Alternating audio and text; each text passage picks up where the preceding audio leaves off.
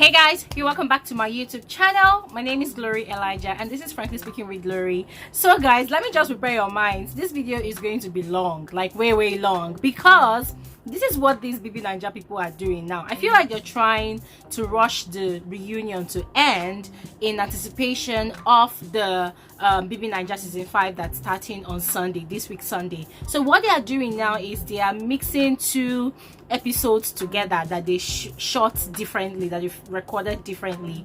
So guys, the first part of today's episode is a recent recording, while the second part of it is like an old recording that happened like 3 weeks ago. So guys, please bear with me. It's a lot, I know, but I'm going to try as much as possible to summarize everything so that everybody can get all the juicy details. That said, let us start. So guys, the first part of today's BBNaija reunion episode started with moments when the housemates caught feelings, when their emotions overruled them in the house, and Ebuka asked Venita when she was the happiest in the house, and then she said that it was when she won task in the house and also during the Saturday night parties, that those were the days and those were the times that she really was the happiest, when she had a lot of fun. Then for Elozonam, Elozonam was asked what would he rank the highest on this order. I think getting party outfits, winning task, not getting nominated or evicted, and also food. So for Elozonam, is going to rank his own highest moments on a scale of first, getting party outfits, those were his happiest moments in the house, then secondly, winning task, and thirdly, not getting evicted. For him, food always came last. He wasn't really a foodie, so food wasn't really a big deal for him. And Tacha was asked the same question, and she said for her, not getting nominated, because she was literally almost nominated every single week. So on those weeks when she was not nominated, those were her happiest moments in the house.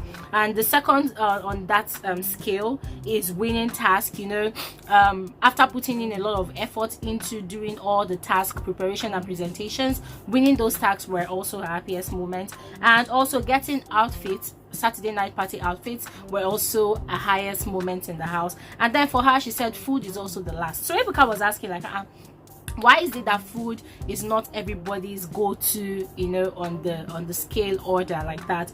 And Frodd was also asked the same question, and Frodd said that his happiest moment was winning the ultimate veto power. Guys, let me not lie to you, when Frodd won the ultimate veto power, I was so excited. Like guys, I almost cried for him, because Frodd too, just like Tacha and Omashola, those three people, they were constantly always up for eviction, especially Frodd and Tacha, you know. So when Frodd won the ultimate veto power, guys, I was super excited for him. So according to Frodd, that was his happiest moment in the house. And he also tried to clarify the fact that some of the housemates, they felt like he changed the ultimate veto power, but he did not change it. It was actually Biggie that actually changed it.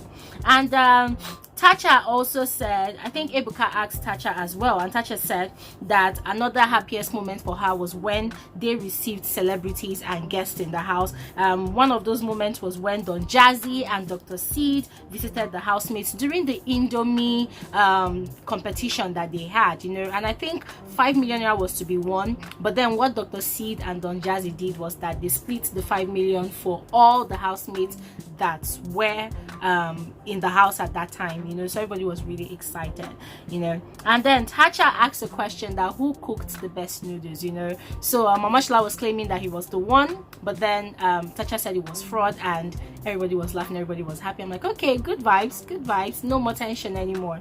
And then Venita was disagreeing. She said it's a lie that she tasted Frodd's noodles. Frodd's noodles was nothing to write home about, that it was not really tasty.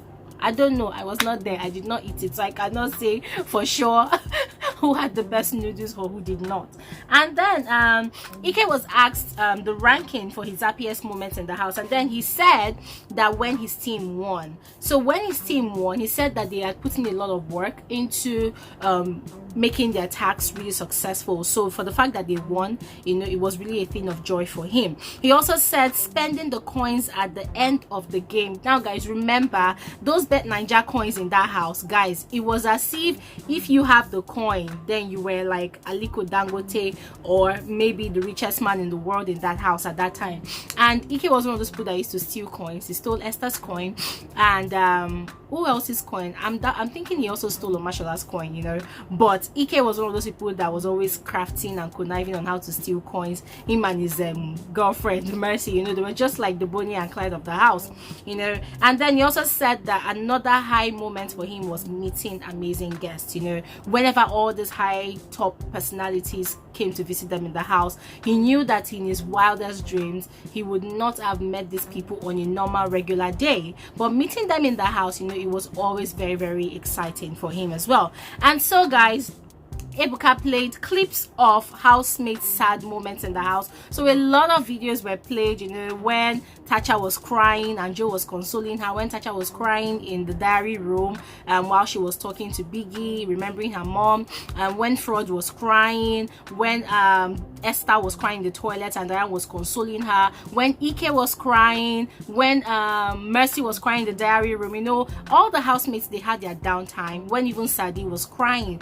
guys, Sadi cried. I felt it. I'm like, wow, what made a grown man cry, you know? So Frodd was asked, you know, if he felt vindicated seeing other housemates cry. You know, guys, remember, in the house, even viewers and housemates alike, they felt like Frodd was just an emotional beast, always crying, always getting emotional, too sensitive, you know. So Frodd was laughing and he said that, yeah, like he actually felt like it was actually cool seeing other housemates cry, because it seemed like every time he was crying, Kayode, the cameraman or whoever, was always capturing his crying moments.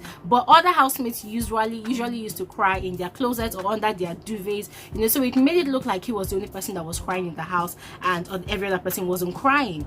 And so Ebuka asked Tacha that why is it that she would cry in the diary room, but then outside the diary room she was never crying, you know. And Tacha said that for her it just felt like a safe place for her to cry, that the reason why she was crying in the diary room was because it was during the tax when they were asked to sew some clothes, and she remembered that her mom was a seamstress, you know, so every time she was sewing and doing those tasks, she was always remembering her mom. So when she went into the diary room and Biggie asked her how the task was going and everything about her mom, it got her really emotional, and that was why she was crying, you know, because it made her feel like if her mom was alive, her mom would have been watching her doing what she was doing. And then she said the other reason why she cried in the house was during Sadi's eviction. She felt really pained because at that point in time in the house, Sadi was like the only best friend that she had. They were really close, and then but she was feeling for Diane because Diane was also very close to Sadi. So she said that when Sadi was evicted, she was just going around looking for Diane, like, I beg, let both of us cry together, you know, because she knew that Diane was also going to feel it. And so Ebuka asked Omashola that what is it about him not crying in the house, because it felt like Omashola was the only housemate that did not cry, you know, what happened. So Omashola said, well, that he didn't cry because he had to man up, you know, but there were times when he had its down moment, you know, according to Tupac, nigga must cry, blah blah blah, you know. So he said that he also had his down times when he felt like crying, but he just felt like holding himself together and not breaking down at those moments.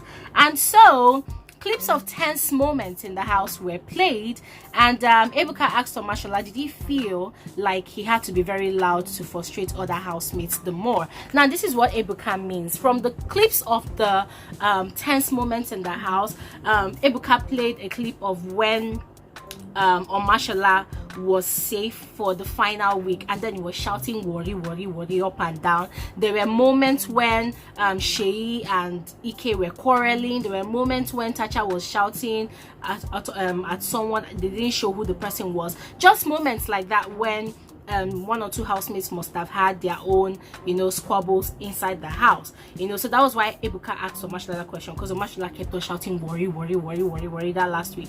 So Omashola said that for him at that point in time, because he had been constantly put up for nomination for possible eviction, you know, and he made it and bought his way into the final week, he was so relieved and excited. That was why he was shouting worry. And also at that point in time, he didn't give any damn about the housemates anymore, because he just felt like these people, they're the ones nominating me all the time, you know. So Ebuka was like, but you were not evicted, so didn't you feel like you were frustrating the other housemates by always shouting? And he said that, well, that naturally that is who he is. Before the house, anybody that knew him knows that Omashola is a very, very loud person, you know. So that was how he was. It wasn't like he was doing it to pepper anybody, but that was how he is as well.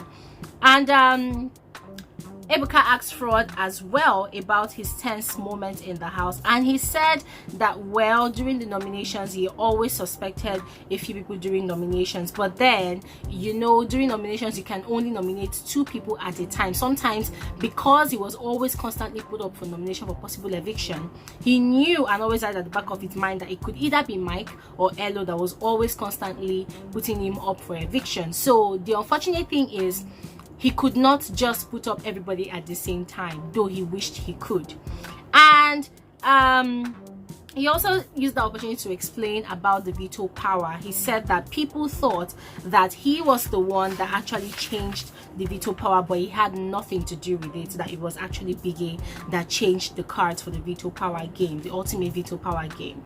Now, if Venita was asked why she gave Omashola most of her coins, you know, remember guys, when after Venita was actually evicted from the house, sorry guys, I am trying to be extra comfortable here, I'm sorry, yes, okay, I think this is better now. So Venita was asked what happened during that time. So guys, remember, after Venita was evicted from the house, you know what they do when you're at your hotel, Ebuka will come and meet you and ask you, who do you want to give the remainder of your coins? And then she said that she gave Omashola her coins out of the goodwill of her heart, but then Omashola knows what he did. Omashola misused the coins, that really got to her. And so Ebuka asked Omashola what happened, why did he do that, and Omashola said that Venita actually offended him. That was why he did not hold on to the coins. He actually gave the coins away to Cindy, who needed the coins the most. He said that Venita betrayed him and his team. Guys, remember that was the part where Venita had just been transferred to the Icons team, right? Venita had just been transferred to the Icons team, and Venita felt upset because she really loved that team where there was Seyi, Elozona, Mercy, and the rest of other people, and Mike as well. So Venita was not happy that she was put in Icons, right? So Omashola was saying that when Venita was giving off that coin, she had the green handband, and that green handband was for Christopia. So he felt like Venita was actually throwing shade at him and them in their team. Remember guys, the other team, I'm trying to remember the name of the team, I think it's Legend or Enigma, I can't remember, but they had the red handband, you know. So Omashola felt like Venita was throwing shade at them, and also Omashola said that Venita was snitching on them. The last task that Venita did with them in their group that they lost to the other team, it felt like Venita snitched on them, took all their ideas and gave it to Enkay, and Enkay did something like what they were doing, you know. And he said that when Venita now came and was giving coins, you know, she was now referring to the handband Christopia for life. He felt like that was shade. And also in the house, after Sadi had been evicted, Mike knew quite all right that I was going to get at them. So Mike took Sadi's handband and threw it into the trash. That was the night where Mike was asking who owned the handband. He knew quite all right that it was actually Sadi's handband, but because he wanted to provoke the people in that team, he put it into the trash can. And Mercy was saying, trash the trash, you know. So Omashola said that night he was very livid with anger. Tacha could not talk because she already had 2 strikes, so she was maintaining her cool. She was ignoring all what Mike was saying and what the other team members was doing. The other team members were laughing and making fun of the situation. At that point in time, Venita was already in their team, so Venita did not say anything to side with them. Instead, she was joining the other team to laugh at them and make a mockery of the situation. And then when she now went outside the house and then she was giving Omashola the most of her coins, Omashola felt like, what is this? I don't need your coins. You've done enough damage, you've done enough harm than good, so why are you trying to make it look as if you're on my side, you know, outside the house? So Venita tried to clear her name by saying that she did not snitch, and then she asked Elozonam and Enkay, did I snitch on you guys? Did I for once ever tell you guys what the other team were doing, and vice versa? And they said no. So she said that she feels like Omashola gave away her coins to Cindy just out of spite and unnecessarily misplacing his anger to her. You know, so Omashola apologized to Venita for doing what he did, but according to him, he felt really hurt by what she did before she was evicted. So Ebuka asked all the housemates that is there any emotions they would like to take back, you know, looking back at their stay in the house. For Venita, she said that she felt like she would have been more expressive with her anger, that if she had expressed her anger more, certain people that messed with her in the house would not have had the guts to mess with her while she was inside the house. And for Frodd, he said he wished that he had dealt with Seyi and Elozonam, because these were the two people that really got on his nerves. These are the two people that really got on his toes. And guys, let me not lie to you, Seyi really made a lot of jests at Frodd. Seyi was one of those people that was always making a mockery of Frodd's emotions. Mike did the same thing, and Elozonam came into the house, and it wasn't like he knew Frodd from anywhere, but it just maybe because of what he had heard about Frodd or what he had watched Frodd doing on TV from his house. He just came into the house and had this wall and was always constantly defensive and was always letting everything that Frodd was doing get on his toes. And then Elozonam was asked the same question, and he said that he felt like he didn't show enough of himself, you know, whilst he was inside the house. And he also said that he also felt like if there was anything he could take back, he would take back the fact that he did not really take out time to understand Frodd, so he allowed everything that Frodd was doing to get to him. Omashola was asked the same question, and he said that if he knew, he wouldn't have allowed the coin issue with Venita get to him, and also the fact that he lost his coin or his coin was stolen in the house. Tacha was asked the same question, and she said that she wouldn't take back anything, that instead if she had time to go back, she would have shouted no leave no transfer more in the house, you know. So that made everybody laugh, that made Ebuka laugh as well. And Ebuka asked her why, and then she said that when she was in the house, she was cool with the housemates, she was always cooking for them, always cooking for them, you know. And then before she knew it, she was constantly put up for nomination for eviction. I think that was when she was put in the secret room, and when she came out of the secret room, she was very nice to everybody, and before she knew it, every week she was always up for eviction, you know. So that was when she started shouting no leave no transfer. So according to her, if she knew, she would have started shouting no leave no transfer earlier on. She felt like she started shouting no leave no transfer later on in the house. And Enkay was asked the same question, and he said that if there's anything that he would take back, he would take back his temper, that he was always short-tempered in the house. Remember, he had a lot of quarrels with Seyi in the house, I think with Omashola, right? I can't remember, but he always had issues with Seyi, and even Joe as well. And he also said that another thing that he would take back is the fact that he was not being loyal to everyone. He would have tried to build loyalty. So Ebuka asked him why, and he said that whilst he was inside the house, he was smiling a lot, but deep in his heart he knew that he was really against everybody. So if he knew, he would have tried to build loyalty whilst inside the house. And guys, another video was played about the bad behaviors in the house. Remember guys, Cindy made this comment in the house that she enjoyed watching animals making out or making love, you know, which people found really weird. Like, I don't understand, what kind of craving or preference do you have, you know? And also Enkay and Mercy's clips were showed where they were kissing, smoking and exchanging cigarette smoke, you know. A lot of other videos were shown in the house where the housemates were playing truth or dare and stuff like that. No, not that one, before the truth or dare game, you know. So Cindy's revelation was also played as well. And then Ebuka asked Mercy why Mercy was telling Cindy that she had the same weirdness, because in that clip Mercy was saying that she had the same weirdness, and Mercy said, well, she felt like Cindy was who she is, and she felt like there was nothing wrong in Cindy liking what she liked, you know. So Tuoyo, Ebuka asked Tuoyo, why is it that you could not just keep your shirt on? What is it about you always removing your shirt? What is the problem? And Tuoyo said that for him, he felt like the party room was always hot, so he always had to remove his shirt. And also he has really worked on his body, so he was proud of his body and enjoyed showing off his body. And then Tuoyo was also asked why he downplayed his stripper skills in the house, because Ebuka said a lot of people felt like Tuoyo, being a stripper, he did not really show his stripper skills in the house. And then the last Saturday night party that he had, it felt like Tuoyo wanted to overdo it. That what happened? Why did he not really show himself in the house, but rather chose to show it, you know, outside, during the last Saturday night party?